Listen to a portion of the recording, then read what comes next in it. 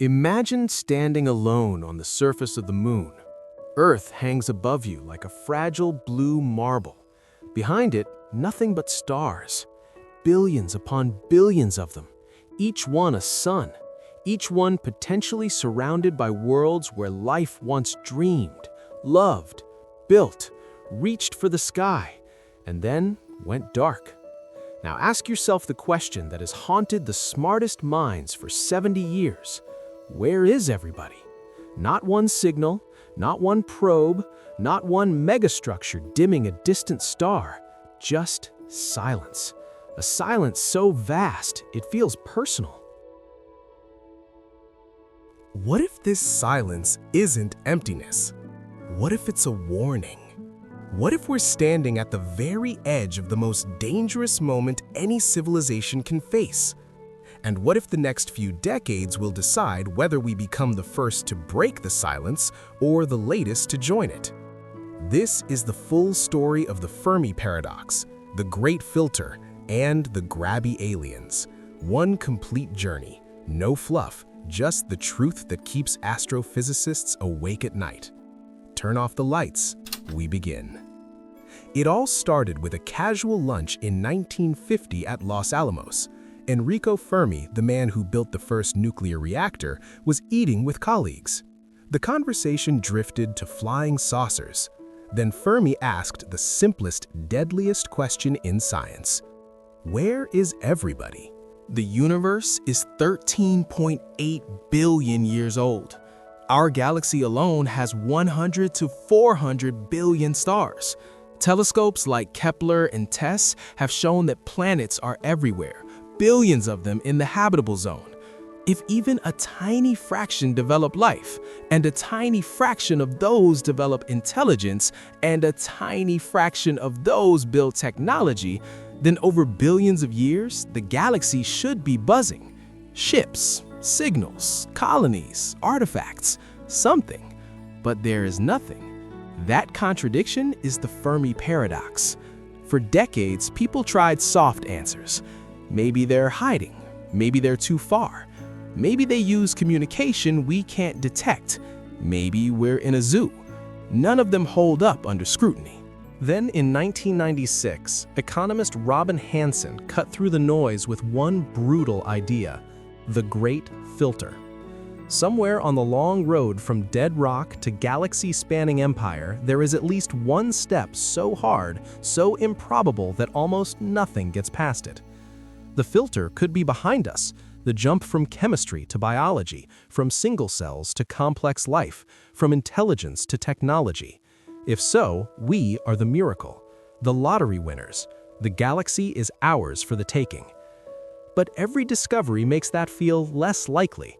Life's ingredients are everywhere: amino acids in meteorites, organic molecules in interstellar clouds. Simple cells appear fast in lab simulations. Complex life evolved on Earth relatively quickly after the Cambrian explosion. Intelligence? Tool use? Self-awareness? Planning? We see the seeds in crows, octopuses, dolphins. The early steps look easy, which leaves one horrifying possibility. The Great Filter is ahead, and we are walking straight toward it. Here are the doors most likely to slam shut. Nuclear annihilation. We opened that door in 1945. Any civilization that masters atomic energy gets godlike power and apocalypse in the same breath. Climate collapse.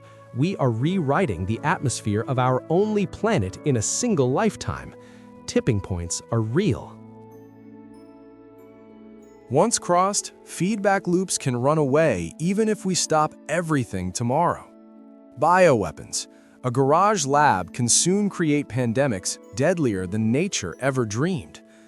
Artificial superintelligence. We are racing to build minds smarter than ours with no guarantee they will share our goals. Nanotechnology gray goo. Self-replicating machines that consume everything if a single line of code goes wrong. Even simple demographic collapse. Civilizations that become too comfortable, stop having children, and quietly fade. We are facing all these doors at once, right now. In 2018, Oxford's Future of Humanity Institute ran the probabilities cold. No optimism, no despair, just math. The chance we survive the next century without existential catastrophe is uncomfortably low. This is not doomerism, this is realism. We are the generation that sees the filters clearly. We are the ones who can still close the doors, or walk through the wrong one. But there is another possibility, even stranger, even more urgent. What if the silence isn't because civilizations die? What if they live and they move fast? In 2021, Robin Hanson and collaborators released the Grabby Aliens model. The idea, any civilization that survives its filters eventually becomes grabby. Grabby civilizations expand at a large fraction of light speed, colonize huge volumes, make themselves extremely visible, Dyson swarms, star dismantling, waste heat signatures, do it in cosmic fast-forward, millions of years, not billions. One such civilization would fill enormous bubbles of space. We should see those bubbles everywhere. Rearranged galaxies, unnatural infrared glows, missing stars. We see none of that. So either grabby civilizations never happen, or we are early. So early that no grabby front has reached us yet. The math favors the second option, and by a lot. Because if grabby aliens exist, most observers will live right at the edge of an expanding front, the last quiet generation before everything changes. If grabby aliens are impossible, most observers appear very late in a cold, dead universe, after stars burn out. But we are early. Star formation peaked billions of years ago. The universe is still young, still violent, still full of hydrogen. We are at the beginning. That timing screams one thing: the wave is coming. Somewhere out there, a civilization crossed its filter, looked at the stars and said, "All of this is ours." It is expanding toward us right now. Maybe 100 million years away, maybe 500 million. In cosmic time, nothing. When it arrives, the sky will light up with megastructures. The silence will end, but not gently. Grabby aliens are not likely to be benevolent watchers. They grab, they optimize, they consume resources at scale. Quiet, slow, biological civilizations like ours are inefficient noise. Our options when the front arrives: become grabby ourselves, expand faster, seize control, be absorbed or re-engineered, be erased. We have a window, a deadline. Everything we do in the next few centuries, aligning AI, colonizing other worlds, mastering energy, surviving ourselves, is not just about our species. It is about who gets to define the future of the observable universe. We are the candle in an empty cathedral. The walls are closer than we thought. The silence is not abandonment, it is anticipation. The universe is holding its breath, waiting to see if we die quietly or become the roar that fills the dark. So the next time you look up and feel that crushing loneliness, don't turn away. Let it scare you. Let it anger you. Let it ignite you.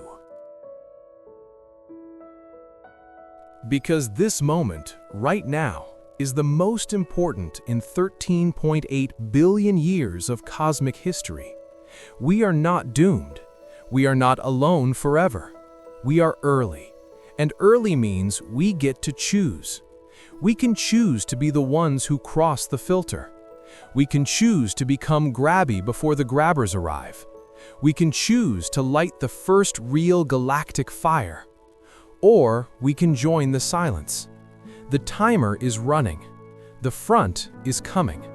The question is no longer, where is everybody? The question is, will we be the ones who arrive, or the ones who get arrived at? Look up tonight, feel the quiet, then decide, because the silence ends with us, or because of us. Thank you for going on this journey. If we make the right choices, the next story won't be about silence anymore. It will be about the explosion, the colonies, the metastructures, the roar. But only if we survive ourselves. Only if we act now. The universe is watching, and it is waiting for our answer. And so, the choice is ours, not in some distant future, not in the hands of governments or billionaires alone, in this moment, in your lifetime, in the decisions we make every single day. Because the Fermi paradox isn't just a riddle for astronomers, it's a mirror. It forces us to look at ourselves and ask, are we the kind of species that can survive its own power? Are we capable of becoming something greater than the sum of our fears? Or will we be another quiet echo in an indifferent void? The good news, the only real good news, is that we still have agency. We are not passengers on a doomed train, we are the engineers. We can still reroute the tracks. Every breakthrough in fusion energy that brings clean, near-limitless power closer, every safety protocol we enforce on AI development, every international treaty that pulls us back from nuclear brinkmanship, every step toward multi-planetary life, even the smallest one, like a permanent base on the moon, is a vote against the filter. Every act of long-term thinking, every refusal to let short-term greed win, every moment we choose cooperation over division, these are not small things. They are the difference between becoming the first galactic civilization and becoming another forgotten world. And if the grabby aliens model is correct, if the silence is simply the calm before the front arrives, then our window is not infinite, but it is real. It is now. We have perhaps centuries, maybe millennia, before the first wave reaches this corner of the galaxy.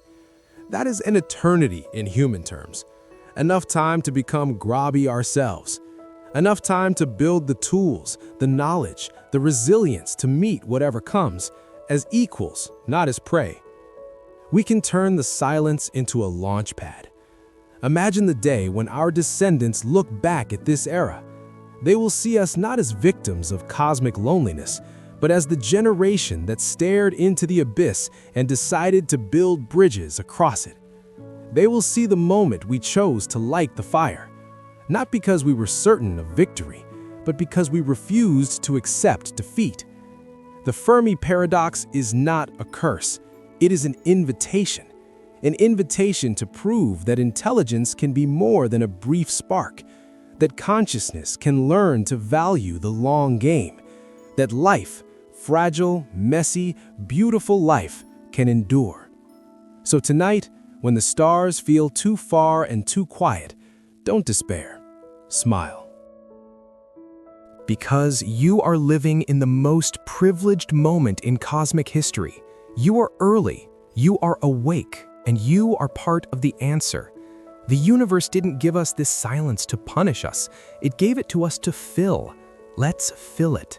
Not with fear, not with regret, but with fire, with curiosity, with courage.